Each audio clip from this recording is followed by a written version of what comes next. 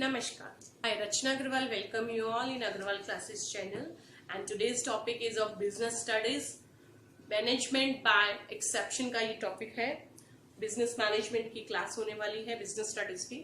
And the concerned topic that I have taken is management by exception. आप लोग जो मेरे videos देख रहे हैं उसके लिए मैं आप लोगों को thank you बोलना चाहूंगी. Thanks for your motivation. आज की जो क्लास है मैनेजमेंट बाय एक्सेप्शन की is going to be very important because आप कहीं से भी अपनी स्टडीज कर रहे हो. This video is going to provide you more information, detailed information. So I expect and hope कि this video can be more fruitful for you, for your examination point of view, for your notes. So I expect and request you all, you should watch it till the end so that it can give you more benefits. This video is a detailed video about the meaning and definition about management by exception. Nowadays management, business management जो है वो बहुत complex task हो चुका है. बहुत सारी activities और processes होने लगी हैं. Competition increase हो रहा है. Managers जो है उनके ऊपर pressure होता है. They have to look into various areas. Specially cost reduction जो है, मैक्सिमम सेटिस्फेक्शन जो है, बिजनेस के एरिया को जो है मोर इंक्रीज करना, बहुत सारे पॉइंट्स हैं जो एक मैनेजर के पास में करने के लिए. और in the absence of any organised unorganised system, अगर किसी सिस्टम के अंदर कोई प्लान सिस्टमैटिक नहीं है, ऑर्गेनाइज्ड नहीं है, तो मैनेजर्स जो होते हैं उनके पास बहुत ज्यादा बल्क ऑफ इंफॉर्मेशन हो जाती हैं और मैनेजमेंट का जो काम है वो बियॉन्ड देयर एबिलिटी और working hours more than required अगर वो करते हैं तो भी they can not sum up. तो उस सिचुएशन के अंदर एक टेक्निक ने इमर्ज हुई है, that is called management by exception. Management by exception technique उसको कहते हैं. वो बहुत हेल्पफुल हो सकती है मैनेजर्स के लिए बिकॉज ये जो टेक्निक है ये मैनेजर्स को, मैनेजमेंट को सिर्फ यही कहती है कि you should emphasise, you should contribute only at the areas where you are required, जब आपकी नीड हो तो. Otherwise your attention is not required only in specific problems and circumstances. अगर ऑर्गेनाइजेशन में कोई स्पेसिफिक प्रॉब्लम होती है या कोई सर्कमस्टांस ऐसा अराइज होता है तो ही टॉप मैनेजमेंट को या हायर अथॉरिटीज को इंक्लूड किया जाना चाहिए, अदरवाइज नहीं. बिजनेस मैनेजमेंट की जो टेक्निक है नाउअडेज वेरी पॉपुलर. हर एक ऑर्गेनाइजेशन के अंदर इसको इंक्लूड किया जा रहा है बिकॉज ऑफ इट्स इम्पोर्टेंस. एक मैनेजमेंट जो है वो ये मान के चलता है कि उसके पास जितना भी स्टाफ है वो उन्होंने अच्छा रिक्रूट किया है. तो जब अच्छा स्टाफ उन्होंने रिक्रूट किया है, प्लान अच्छे से किए हैं, तो फिर उनको बार बार इंटरप्ट करने की जरूरत कहाँ है.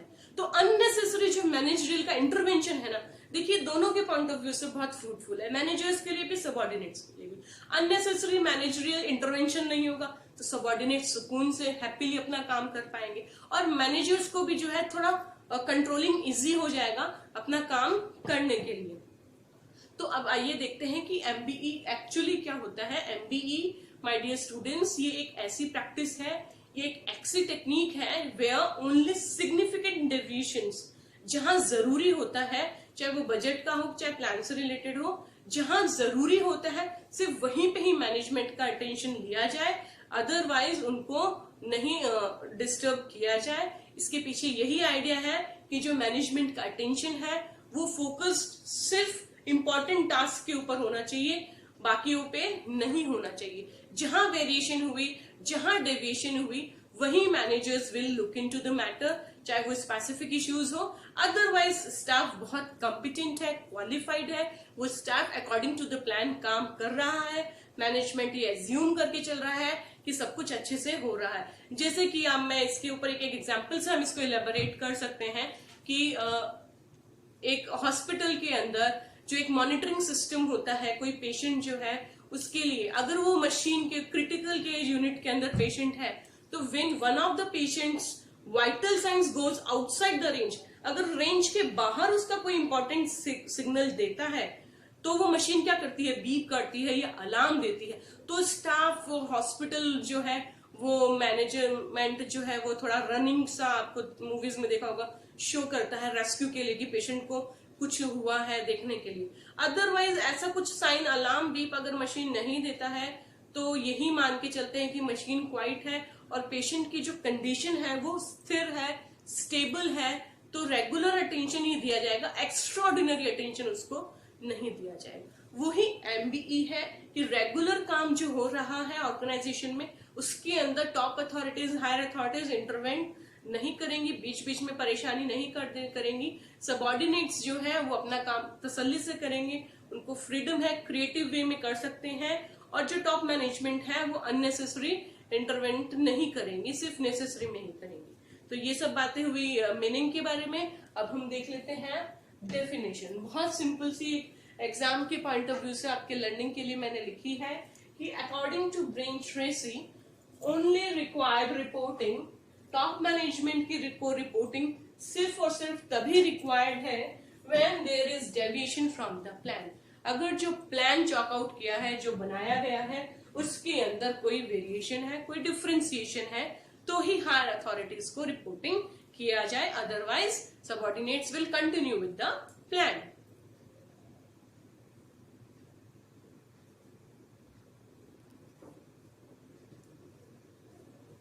According to Raymond McLeod, most managers have so many responsibility that paying proper attention to all matters is impractical. Raymond साहब ने भी यही कहा है कि मैनेजर्स जो होते हैं they have already so many responsibility कि वो हर एक छोटे छोटे मैटर के ऊपर अगर ध्यान देंगे तो it becomes very impractical and difficult. वो बहुत मुश्किल की सिचुएशन हो जाएगी। मैनेजर्स जो होते हैं इसलिए उनको सिर्फ फोकस्ड रहना चाहिए और अपनी अटेंशन को जो है वो एक्सट्रीमली गुड या एक्सट्रीमली बैड सिचुएशन या एग्जीक्यूशन अगर प्लान का हुआ है तो ही उनको देनी चाहिए, otherwise it is not required. ठीक है, ये मीनिंग डेफिनेशन हुई। आपको अगर कुछ और इन्फॉर्मेशन आपके टीचर्स देते हैं, जो डेफिनेशन अगर आप चाहें तो लिख सकते हैं, बट ये अपने आप में कंप्लीट डेफिनेशन है, बहुत अच्छी डेफिनेशन है जिसके अंदर कंप्लीट मीनिंग डेफिनेशन इस MBE का आ जाता है। नाउ लेट अस अंडरस्टैंड कि MBE कैसे काम करता है। MBE मैनेजमेंट बाय एक्सेप्शन जो है उसके 4 स्टेप्स होते हैं। The number 1 is setting the objectives. Objects को सेट करना होता है, ऑर्गेनाइजेशन को नॉर्म्स डिसाइड करने होते हैं, बहुत अच्छा प्लान बनाना होता है कि कब किस बंदे को क्या काम करना है जिससे ऑर्गेनाइजेशन के गोल्स अचीव हो सके और मैनेजर्स को बार बार इंटरप्ट नहीं करना पड़े। तो सेल्फ एक्सप्लेनेटरी और बहुत डिटेल्ड ऑब्जेक्टिव्स उनको और नॉर्म्स को डिफाइन करते हुए बनाने चाहिए। Then comes that analysing the work. Analyse करनी चाहिए कि जो परफॉर्मेंस जो स्टाफ कर रहा है, जो सबऑर्डिनेट्स कर रहे हैं, उसका टाइम टू टाइम जो है परफॉर्मेंस का प्रॉपर ट्रैक उनको रखना चाहिए परफॉर्मेंस का, और उनका जो काम किया जा रहा है उसको एनालाइज करना चाहिए, प्रॉपर रिकॉर्ड मेंटेन रखना चाहिए, और जो भी परफॉर्मेंस से डेविएशन आ रही है तो उसको चेक करना चाहिए कि कहीं कोई डेविएशन तो नहीं आ रही, और अगर डेविएशन आ रही है तो इन्वेस्टिगेट करना चाहिए और तभी उस प्रॉब्लम को सॉल्व करने के लिए उस एक्सेप्शनल केस के अंदर हायर अथॉरिटीज को इंटरप्ट करना चाहिए, इन्वॉल्व होना चाहिए। अदरवाइज अगर यहाँ पे डेविएशन नहीं आती है, वर्क और रिकॉर्ड नॉर्मल चल रहा है, तो उनको इंटरप्ट करने की जरूरत नहीं होती है। तो कंक्लूजन में आप लिख सकते हैं एक मैनेजमेंट स्कॉलर की डेफिनेशन जो है कि when the programme is going on well, जब ऑर्गेनाइजेशन में सब काम स्मूथली हो रहा है, when everything is going on well, the manager does not work. Management जो है वर्क उसको बहुत ज्यादा इंटरप्ट करने की जरूरत नहीं है, उन्हें अपनी सबऑर्डिनेट्स के ऊपर रिस्पॉन्सिबिलिटी को छोड़ देना चाहिए। जब एक्सेप्शनल केस अराइज होता है, जैसे कि कोई प्रॉब्लम है, कोई ऑब्स्ट्रक्शन है या कोई मोस्ट इंपॉर्टेंट पॉइंट है जिसके ऊपर उनको फोकस करना चाहिए, तब ही उनको रिक्वायर्ड सिचुएशन के अंदर अपना डिस्क्रिप्शन करना चाहिए, इन्वॉल्वमेंट करना चाहिए। इस प्रोसेस को हम लोग कहते हैं मैनेजमेंट बाय एक्सेप्शन। तो in last in conclusion we can say that management by exception को ये एक ऐसा सिस्टम होता है जो मैनेजर्स को इंकरेज करता है कि वो सिर्फ एक्सेप्शनल केसेस में ही अपना इंटरवेंशन करें, अपनी क्रिएटिव एबिलिटीज को इन्वॉल्व करें, अदरवाइज नहीं करें। सबऑर्डिनेट्स जो है वो प्लान के अकॉर्डिंग बेस्ट वर्क अपना कर रहे हैं। Thank you.